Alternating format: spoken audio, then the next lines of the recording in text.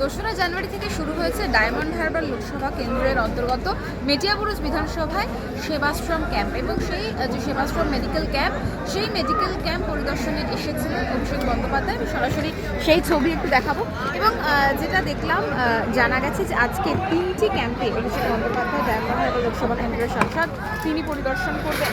এই যে ক্যাম্পের ছবি আমরা সরাসরি দেখাচ্ছি, এটি প্রথম ক্যাম্প যেখানে তিনি এসেছিলেন এবং বেশ কিছুক্ষণ সময় এখানে ছিলেন।